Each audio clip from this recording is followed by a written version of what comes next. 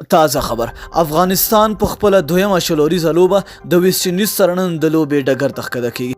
دا چې د افغانستان لوبډلې ته څه کول پکار دي او څه باید وکړي هر څه راسره په دغه ویډیو کې وګورئ. ګرانو زړه ته رانږدې مینوالو یو ځل بیا مو په سلامونو هرکلی کوم.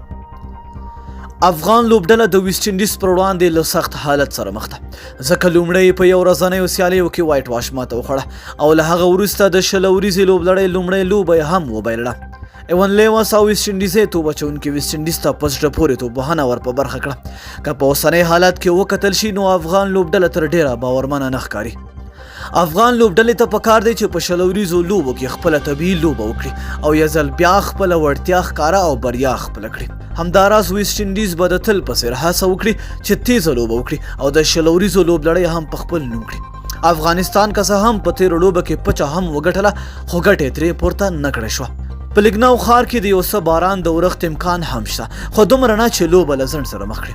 همداراز پرخه هم شته او په پیچ کې به نمي وي چې د ورو توپ اچوونکو لکه سپینران او میډیم توپ اچوونکو ته ډیره ګټه وکړي.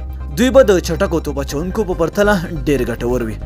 دلته د افغانستان لپاره یو چانس شته چې افغان لوبډله د ابراهیم ځدران پر ځای جاوید احمدي په لوبه کې واخلي. نور لوبډله باید چې د تیر په څیر وي.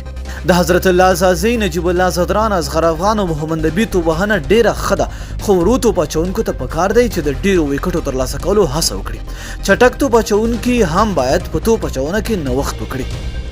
دلته یادونه وکړو که افغانستان پچه وګټي او لومړی توپ اچونه غوره کړي نو ښایي ویسټ انډیز ته 115 نه تر 115 پورې منډې ترلاسه کړي او په لوبه کې بریا خپله کړي.